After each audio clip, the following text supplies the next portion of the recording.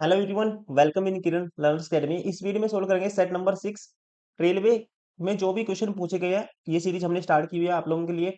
जो भी क्वेश्चन पूछे गए हैं 2025 में, चाहे वो कोई भी एग्जाम हो, रेलवे का, एनटीपीसी, ग्रेजुएट हो, अंडर ग्रेजुएट हो, आरपी कांस्टेबल हो, एसआई हो, जो जितने भी एग्जाम हुए हैं वो सारे क्वेश्चन हम दोस्तों कवर करेंगे जीके में, साथ ही साथ मैथ्स भी और उसके अलावा रीजनिंग भी। अभी इस वीडियो में रहने वाला है set number 6 3 2025 shift number 3 general knowledge के जो भी क्वेश्चन बने थे इस पेपर में, आरपीएफ कांस्टेबल में, वो सारे कवर होंगे आपके। यहाँ से आपको आइडिया होगा कि कौन से आपको किस किस टाइप के क्वेश्चन प्रैक्टिस करने हैं, कहाँ से पढ़ना है आपको, कहाँ से क्वेश्चन रेलवे उठाता है, अभी हाल फिलहाल में कहाँ से क्वेश्चन उठाए जा रहे हैं। और आपको ये सारे क्वेश्चन लगाने हैं। एनटीपीसी ग्रेजुएट लेवल की भी बहुत सारी वीडियो हमने डाली है, अंडर ग्रेजुएट के लिए भी बहुत सारे क्वेश्चन हमने सोल्व किए हैं, वो भी, इसका वीडियो सोल्यूशन भी यूट्यूब पे अवेलेबल है आपके लिए, वो भी आपको देखना है। सारे जो भी एग्जाम है, जितने भी एग्जाम हुए, वो सारे क्वेश्चन आपको कवर करने हैं, लेटेस्ट वाले। और अपना जो कंटेंट है वो रिवाइज करना है। इससे बेस्ट कुछ नहीं होगा, यही आपको बार बार प्रैक्टिस करना है। तो चलिए भी स्टार्ट करते हैं। Set number 6 3 2025 shift number 3 GK, RPF constable. Question number 1, Bharat में राष्ट्रीय जलमार्गों के विकास, अनुरक्षण और विनियमन के लिए अंतर्देशीय जलमार्ग प्राधिकरण की स्थापना कब की गई थी? आपको ध्यान रखना है, भारतीय अंतर्देशीय जलमार्ग प्राधिकरण, जिसे इंग्लिश में बोलते हैं IWAI, इसकी स्थापना 27 अक्टूबर 1986 को भारत में राष्ट्रीय जलमार्गों के विकास, रखरखाव और विनियमन के लिए की गई थी। राइट आंसर होगा option c, 1986, 1986। Question number 2, what are the intended uses for the Param Rudra supercomputer developed under the National Supercomputing Mission and inaugurated by the Prime Minister Narendra Modi in September 2024? कहते हैं national super computer computing mission के तहत विकसित और सितंबर 2024 में प्रधानमंत्री नरेंद्र मोदी द्वारा उद्घाटन किए गए परम रुद्र सुपर कंप्यूटर के अभिष्ट उपयोग क्या है? इसका जो मेन यूज है ये है option b, weather and climate research. Right answer होगा ऑप्शन बी। इसका उद्घाटन किया था नरेंद्र मोदी ने, ये भी आपको ध्यान रखना है। और क्वेश्चन पूछेगा यहाँ पे तीन, ध्यान रखेंगे, तीन परम रुद्र कंप्यूटर्स, सुपर कंप्यूटर्स का उद्घाटन नरेंद्र मोदी ने किया था। और मेन फोकस है वेदर फोरकास्ट के लिए, ये आपको ध्यान रखना है। राइट आंसर होगा ऑप्शन बी। क्वेश्चन नंबर 3, प्रचंड बेरोजगारी क्या है?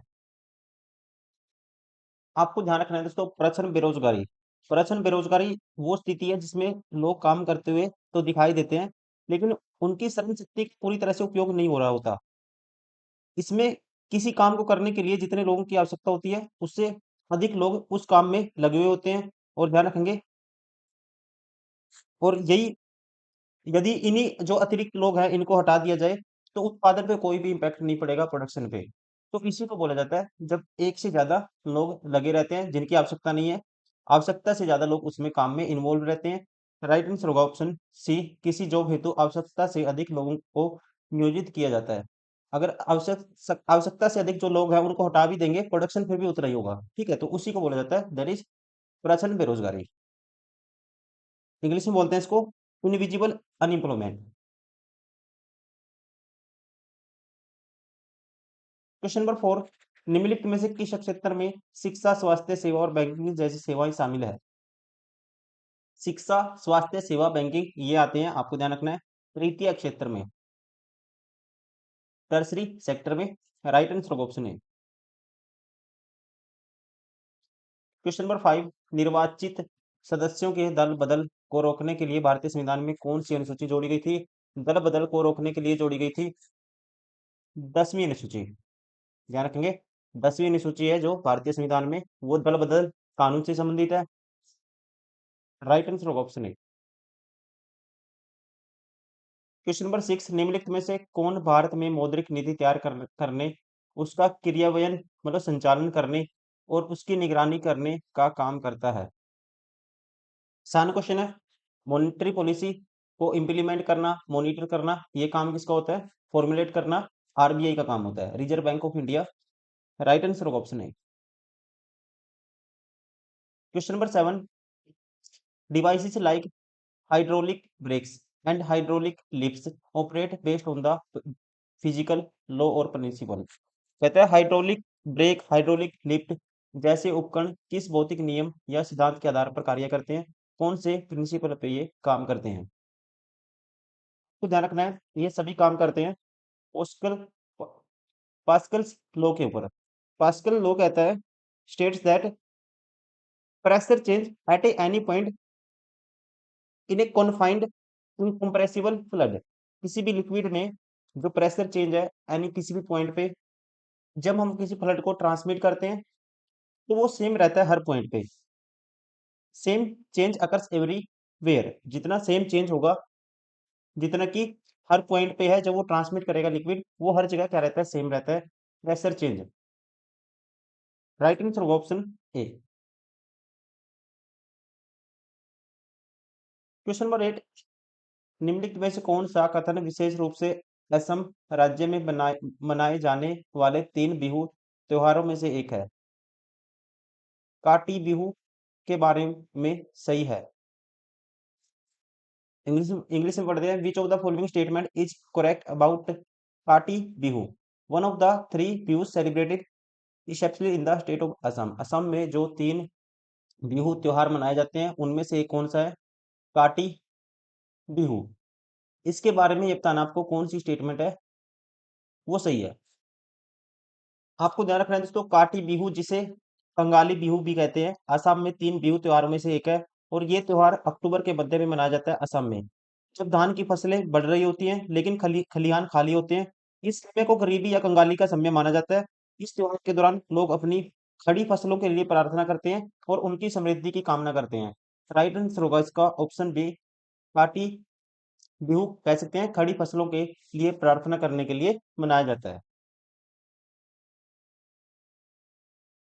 क्वेश्चन नंबर 9, 9 अगस्त 2024 को लोकसभा में रेलवे संशोधन विधेयक किसने पेश किया। आपको ध्यान रखना है, रेलवे संशोधन विधेयक 2024 को 9 अगस्त 2024 को केंद्रीय रेल संचार और इलेक्ट्रॉनिक्स एवं आईटी मंत्री, जिनका नाम है अश्विनी वैष्णव, उनके द्वारा लोकसभा में पेश किया गया था। राइट आंसर होगा ऑप्शन सी, अश्विनी वैष्णव। और ये ध्यान रखेंगे दोस्तों, इस विधेयक का उद्देश्य क्या था, रेलवे अधिनियम 1989 में संशोधन करना है ताकि भारतीय रेलवे बोर्ड अधिनियम 1905 को इसमें विलय करके भारतीय रेलवे को कंट्रोल करने वाले कानूनी ढांचे को सुव्यवस्थित मैनेज किया जा सके। क्वेश्चन नंबर 10, जुलाई 2024 में नेशनल हाउसिंग बैंक एनएचबी के नए प्रबंध निदेशक के रूप में किसे नियुक्त किया गया, जुलाई 2024 में ये नियुक्त किया गया था। राइट आंसर होगा जुलाई 2024 में संजय शुक्ला को एनएचबी के नए प्रबंध निदेशक के रूप में नियुक्त किया गया था। क्वेश्चन नंबर 11, निम्नलिखित में से कौन सा एक संवैधानिक निकाय है। अब इसमें से संवैधानिक निकाय आपको बताना है कौन सा है। तो यहाँ पे देखो, राज्य मानवाधिकार आयोग दोस्तों संवैधानिक निकाय नहीं है, राष्ट्रीय मानवाधिकार आयोग ये भी नहीं है, नीति आयोग भी नहीं है। राइट आंसर होगा, भारत का निर्वाचन आयोग क्या है, एक कॉन्स्टिट्यूशनल बॉडी है, election commission of India. Right answer होगा ऑप्शन ए, क्योंकि इसकी स्थापना भारत के संविधान द्वारा की गई थी इसलिए। क्वेश्चन नंबर 12, कौन सा अतिवादी नेता ब्रिटिश हिरासत में मृत्यु के बाद शहादत का प्रतीक बन गया था। राइट आंसर होगा, आपको ध्यान रखना है, भगत सिंह को 23 मार्च 1931 को ब्रिटिश सरकार द्वारा लाहौर षड्यंत्र मामले में फांसी दे दी गई थी और उनकी मृत्यु के बाद वो एक शहीद भारतीय स्वतंत्रता आंदोलन के प्रतीक बन गए थे, शहादत के प्रतीक बन गए थे। नाम है option A, Bhagat Singh. Question number 13, पश्चिमी तटीय मैदान उत्तर में हुआ है। पश्चिम तटीय कहता है the western coastal plains extended from dash coastal region in the north to dash in the south. तटीय क्षेत्र से लेकर दक्षिणी में तक फैला। हिंदी में इसको छोड़ दो, इंग्लिश में पढ़ो, ठीक है, इंग्लिश में पढ़िए। द वेस्टर्न कोस्टल प्लेन, पश्चिमी तटीय मैदान, extended from dash coastal region in the north to, मतलब उत्तर से लेके साउथ, दक्षिण। राइट आंसर होगा पश्चिमी तटीय मैदान उत्तर में गुजरात, और कह सकते हैं दक्षिण में केरल। यहां तक फैला हुआ है। राइट आंसर होगा ऑप्शन सी। क्वेश्चन नंबर 14, दिसंबर 2024 में करूर वैश्य बैंक ने किन शहरों में 4 नई शाखाओं को खोलकर तमिलनाडु में अपनी उपस्थिति का विस्तार किया? इन चारों का नाम है मदुरै, तिरुपुर, कृष्णागिरी और चेन्नई। चारों शहरों का नाम है ऑप्शन सी।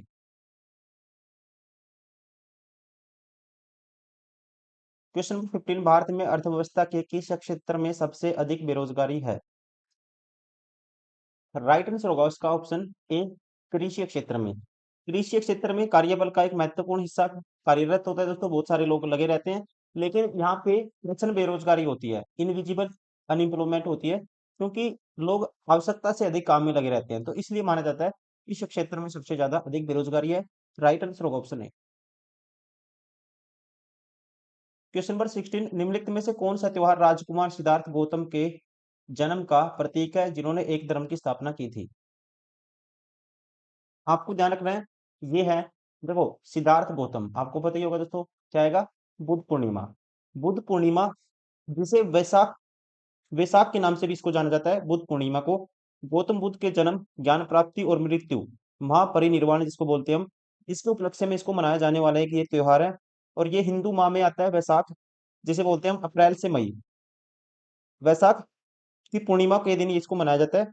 और ये त्योहार राजकुमार सिद्धार्थ गौतम की जयंती का प्रतीक है, और जो बाद में बुद्ध धर्म के संस्थापक क्या बने थे? गौतम बुद्ध बने थे। राइट आंसर होगा ऑप्शन ए, दैट इज कौन सा है? बुद्ध पूर्णिमा। क्वेश्चन नंबर 17, स्वतंत्रता की पूर्व संध्या पर भारतीय जनसंख्या का प्राथमिक व्यवसाय क्या था? स्वतंत्रता की जो संध्या पर भारतीय जनसंख्या का, देखो, स्वतंत्रता की पूर्व संध्या पर, तो दोस्तों उस टाइम लोग किस चीज में ज्यादा लगे हुए थे? आपको पता ही होगा, कृषि में। राइट आंसर होगा ऑप्शन बी।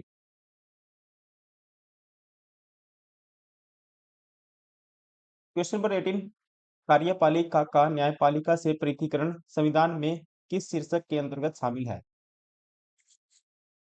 इसका राइट आंसर होगा राज्य के नीति निर्देशक सिद्धांत। कार्यपालिका को न्यायपालिका से पृथक करना भारतीय संविधान का एक मूलभूत सिद्धांत है। राज्य के नीति निर्देशक सिद्धांतों डीपीएसपी के अनुच्छेद 50 में स्पष्ट रूप से कहा गया है कि राज्य राज्य की सार्वजनिक सेवाओं में न्यायपालिका को कार्यपालिका से अलग करने के लिए कदम उठाएगा। और डीपीएसपी सरकार के लिए दिशा निर्देश है, जिन्हें कानून और नीतियां बनाते समय ध्यान में रखा जाना चाहिए। डीपीएसपी को, राज्य के नीति निर्देशक तत्वों को। क्वेश्चन नंबर 19, निम्नलिखित में से कौन सी पुस्तक विख्यात लेखक लेखक रस्किन बॉन्ड द्वारा लिखी गई है, जिन्हें 2024 में साहित्य अकादमी फेलोशिप से सम्मानित किया गया था? यहाँ पे राइट आंसर होगा, ये है the blue umbrella. The blue umbrella किसकी है? रस्किन बॉन्ड की। विंग्स ऑफ फायर है एपीजे अब्दुल कलाम की आत्मकथा है। माय एक्सपेरिमेंट विद ट्रूथ दोस्तों, ये महात्मा गांधी की है, पता ही होगा आपको।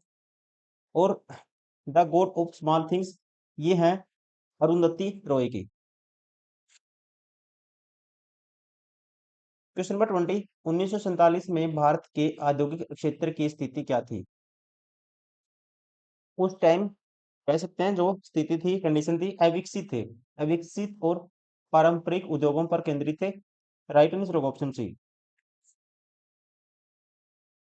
The distance travel by an object in time T is given by X बराबर है A plus B T plus C T square. Identify C. C क्या है इसमें से? अब यहाँ पे आपने इक्वेशन ऑफ मोशन पता होगा दोस्तों, सेकंड, ये है सेकंड इक्वेशन ऑफ मोशन की तरह है, जैसे s is equal to u t plus half a t square. तो यहाँ पे यह डायमेंशन क्या है? स्क्वेयर है, टाइम का स्क्वेयर है, तो ये होगा सी है यहाँ पे एक्सेलरेशन। क्या है? एक्सेलरेशन। राइट आंसर होगा ऑप्शन बी, त्वरण।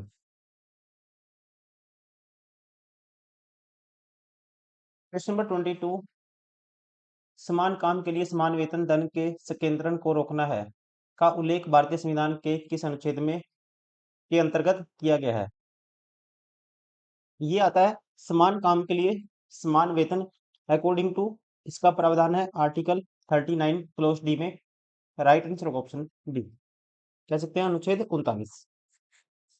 अनुच्छेद 39 डी के तहत क्या होता है, समान काम के लिए समान वेतन। इस बात को ये सुनिश्चित करता है, ये आपको ध्यान रखना है। क्वेश्चन नंबर 23, जब भारत में किसी उच्च न्यायालय का कोई न्यायाधीश, जिसमें मुख्य न्यायाधीश भी शामिल है, अपने पद से इस्तीफा देना चाहता है, तो उसे अपना इस्तीफा किसे सौंपना होता है? आपको ध्यान रखना है, भारतीय संविधान के अनुच्छेद 217 आर्टिकल 217 क्लोज 1 ए के अनुसार, 217 क्लोज 1 ए के अनुसार ध्यान रखेंगे, भारत में किसी उच्च न्यायालय के न्यायाधीश, जिसमें मुख्य न्यायाधीश भी शामिल है, अपना त्यागपत्र लिखित रूप में भारत के राष्ट्रपति को सौंपते हैं। Right answer option D, Bharat के राष्ट्रपति। क्वेश्चन नंबर 24, कई पृष्ठों से प्रतिध्वनन कहलाता है के कारण स्रोत द्वारा ध्वनि उत्सर्जित बंद कर देने के बाद भी ध्वनि का बने रहना। तो यहाँ पे इंग्लिश में पढ़ते हैं इसको, हिंदी में छोड़ो, क्योंकि हिंदी में मीनिंग नहीं निकल पा रहा, कुछ गलत है टाइपिंग में। कहता है reverberation is the persistent persistence, मतलब कुछ लगातार जो चीज बनी रहती है उसे बोलते हैं इंग्लिश में persistence of sound after the source has stopped emitting sound due to dash from multiple surfaces. ये किसके कारण होता है? जब जैसे कि रिवर्बरेशन क्या है, लगातार साउंड आती रहती है, जब जहां से साउंड आ रही है उस सोर्स से साउंड को बंद भी कर दिया जाए तब भी क्या हो जाता है, रिवर्बरेशन होता रहता है, साउंड आती रहती है। ये किस कारण होता है? इसका राइट आंसर होगा, ये होता है रिफ्लेक्शन के कारण। किसका परिणाम होता है? ये रिफ्लेक्शन का, परावर्तन का। राइट आंसर होगा ऑप्शन ए। अगर पूछता है लगातार जैसे साउंड आती है, persistence of sound in A enclose space after the sound source has stopped, इस पूरी प्रोसेस को क्या कहते हैं? उससे बोलते हैं फिर रिवर्बरेशन। ये भी आपको ध्यान रखना है, उल्टा क्वेश्चन भी पूछा जा सकता है घुमाने के बाद। क्वेश्चन नंबर 25, राखी गढ़ी सिंधु घाटी सतल कहाँ स्थित है? राखी गढ़ी आता है दोस्तों, हरियाणा में आता है ये, ठीक है, हरियाणा के हिसार जिले में आता है। राइट आंसर होगा ऑप्शन डी। क्वेश्चन नंबर 26, निम्नलिखित में से कौन सा देश भारतीय राज्य असम के साथ अंतरराष्ट्रीय सीमा साझा करता है? राइट आंसर होगा इसका, असम से सीमा लगती है बांग्लादेश और भूटान की। ये आपको ध्यान रखना है, according to given option, option d is right, Bangladesh. Question number 27, Mirabai जो भगवान कृष्ण के प्रति समर्पित थी और जिन्होंने अपनी गहन भक्ति को व्यक्त करते हुए असंख्य भजनों की रचना की, किस संत की शिष्या बनी जो अछूत मानी जाने वाली जाति से संबंधित थे? राइट आंसर होगा option D, Ravidas. Question number 28, अक्टूबर 2024 को आरबीआई ने लगातार 10वीं बार रेपो दर को कितने प्रतिशत पर बनाए रखा? राइट आंसर होगा, इंपॉर्टेंट क्वेश्चन नहीं है, राइट आंसर होगा, ये रखा था उस टाइम पे 6.5%। यहाँ पे 6.5% पर बनाए रखा था, ये आपको ध्यान रखना है अक्टूबर 2024 में, लेकिन इंपॉर्टेंट नहीं है, आप स्किप कर सकते हो इस क्वेश्चन को। क्वेश्चन नंबर 29, निम्नलिखित में से किस संविधान संशोधन अधिनियम ने सिक्किम को भारत का पूर्ण राज्य बनाया? ये बनाया था, आपको ध्यान रखना है, 36वां संशोधन अधिनियम था ये, 1975 में हुआ था जो, इसको सिक्किम को बनाया गया था, इसके तहत भारत का 22वां राज्य है। राइट आंसर होगा option A. Question number 30, Bharat का सबसे बड़ा निजी बंदरगाह मुंद्रा बंदरगाह कहाँ स्थित है? मुंद्रा बंदरगाह आता है, राइट आंसर होगा ऑप्शन बी, गुजरात में। क्वेश्चन नंबर 31, 1857 के विद्रोह की शुरुआत निम्नलिखित में से किस भारतीय सामाजिक वर्ग ने की थी? आपको ध्यान रखना है, इस विद्रोह को सिपाही विद्रोह के नाम से भी जाना जाता है, क्योंकि इसकी शुरुआत सैनिकों द्वारा की गई थी। विद्रोह का तत्कालीन कारण एनफील्ड राइफल के कारतूसों में गाय और सूअर की चर्बी का इस्तेमाल होने की अफवाह थी, जिसने हिंदू और मुस्लिम दोनों सिपाहियों को नाराज कर दिया गया था, ठीक है, या कहते हैं कर दिया था। हिंदू और मुसलमान दोनों सिपाहियों को। राइट आंसर होगा ऑप्शन सी, सैनिक, सिपाही और सैन्य कर्मी। क्वेश्चन नंबर 32, मालाबार तट डैश के मध्य स्थित है। राइट आंसर होगा मालाबार तट मंगलोर और कन्याकुमारी के बीच में स्थित है। ये आपको ध्यान रखना है, लाइज बिटवीन मंगलोर और Kanyakumari, option D. Question number 33, अगस्त 2024 में भारत और डेनमार्क ने निम्नलिखित में से किस भारतीय शहर में स्वच्छ नदियों पर स्मार्ट प्रयोगशाला बनाने के लिए सहयोग किया था। यहाँ पे इसका राइट आंसर होगा, ध्यान रखेंगे, अगस्त 2024 में भारत और डेनमार्क ने वाराणसी में स्वच्छ नदियों पर एक स्मार्ट प्रयोगशाला स्थापित करने के लिए सहयोग किया था, वाराणसी में, option c. Question number 34, Brahmaputra नदी भारत के निम्नलिखित में से किस राष्ट्रीय जलमार्ग द्वारा डिब्रूगढ़ तक स्टीमर द्वारा नौगम्य है। The Brahmaputra river is navigable by the steamers up to the Dibrugarh by which of the following national waterways of India. Navigable का मतलब होता है इजी टू मूव, मतलब जहां पे आसानी से ट्रेवल कर किया जा सकते हैं, इस तरह मतलब कि किया जा सके, ये होता है नौगम्य का मतलब जहाँ पे किसके द्वारा इसका फ्लो है, ये कह सकते हैं हम किसके तहत, या कहते हैं डिब्रूगढ़ तक स्टीमर द्वारा नौगम्य कौन सा वो मतलब कि नेशनल वाटरवेज है जिसके द्वारा क्या है ये ट्रेवल करती है। आपको ध्यान रखना है, ये है राष्ट्रीय जलमार्ग 2, नेशनल वाटरवेज 2 के द्वारा ये क्या है, नेविगेबल है या किससे नौगम्य है, option c. Question number 35, Shah Mahal अंग्रेजों के साथ युद्ध में कब मारा गया था।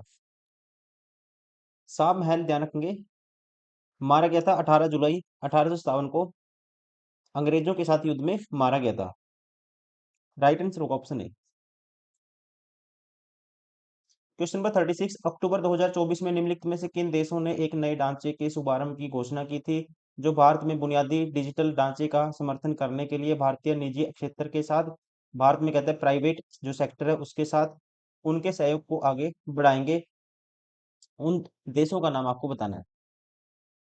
राइट आंसर होगा, इन देशों का नाम है संयुक्त राज्य अमेरिका, यूएसए, जापान और दक्षिण कोरिया, साउथ कोरिया कह सकते हैं, ऑप्शन सी।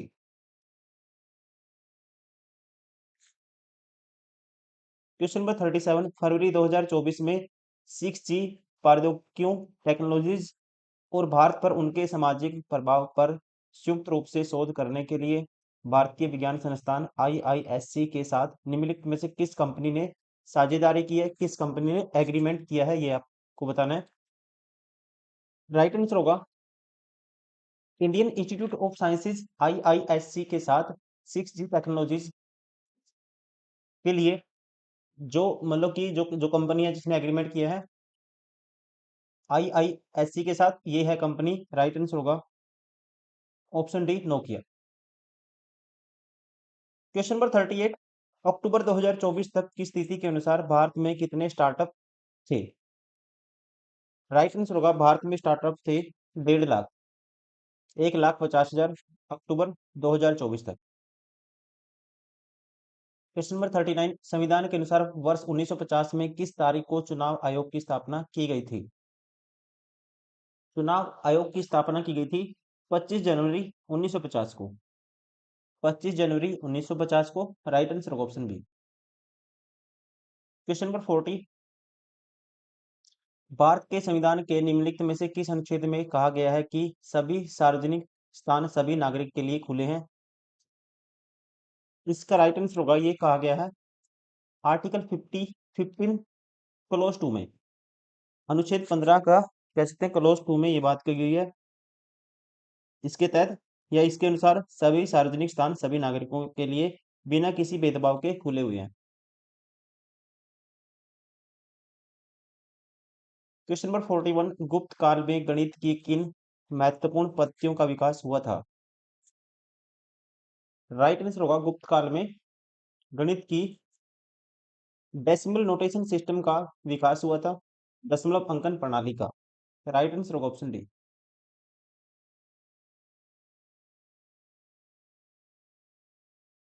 क्वेश्चन नंबर 42, यदि द्रव्यमान m वाले पिंडों को पृथ्वी की सतह h ऊंचाई तक ले जाया जाए तो किया गया कार्य ज्ञात कीजिए। If a body of mass m, कोई भी बॉडी है जिसका मास क्या m है, is taken to height h, इतनी हाइट पे ले जाया जाता है h हाइट पे उसको, from the surface of the earth की सरफेस से, the work done will B.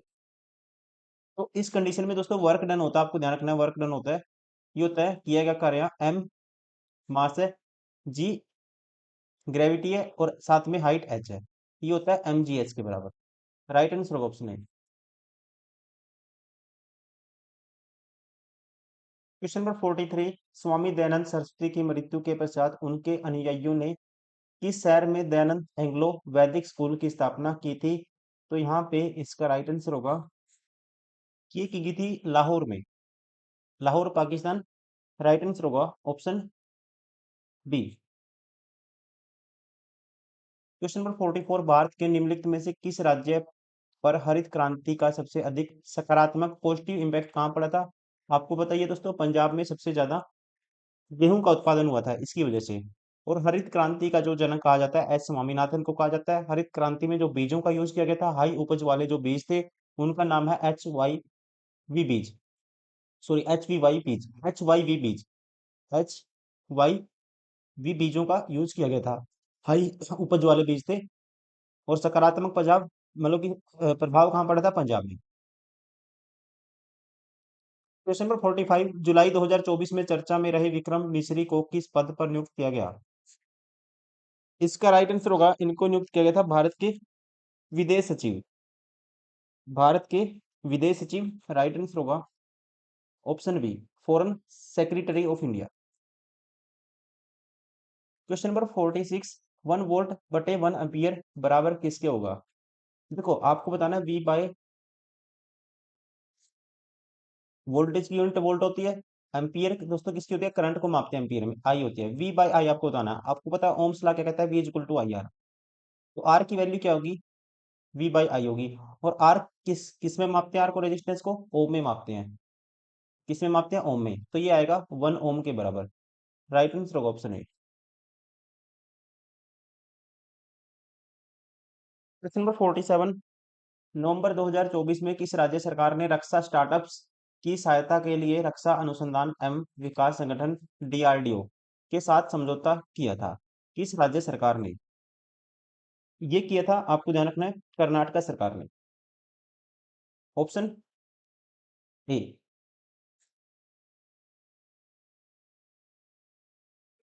Question number 48, 2024 के आम चुनावों में जम्मू कश्मीर की 5 लोकसभा सीटों पर हुए कुल मतदान के संबंध में निम्नलिखित में से कौन सा कथन सत्य है? पहला, यह पिछले 35 वर्षों में सबसे कम मतदान था। ये गलत है दोस्तों, कम नहीं था, ज्यादा है। मतदान 65% था, गलत है। इतना था, ये भी गलत है। ये ज्यादा था, 35 वर्षों में क्या था? यह 35 वर्षों में सबसे अधिक मतदान था। राइट आंसर होगा ऑप्शन डी।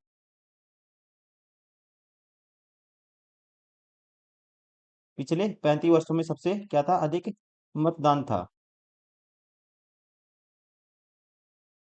क्वेश्चन नंबर 49, निम्नलिखित में से कौन सी वह सबसे लंबी नदी है जो दक्कन के पठार से बहती हुई बंगाल की खाड़ी में गिरती है? इस नदी का नाम है, ये है गोदावरी नदी। राइट आंसर होगा ऑप्शन सी। ध्यान रखें, गोदावरी नदी दक्कन के पठार से होकर बहने वाली सबसे लंबी नदी है और यह बंगाल की खाड़ी में गिरती है। इसे अक्सर दक्षिण गंगा या वृद्ध गंगा के नाम से भी जाना जाता है। और इसकी कुल लंबाई कितनी है? 1465 किलोमीटर। ये आपको ध्यान रखना है।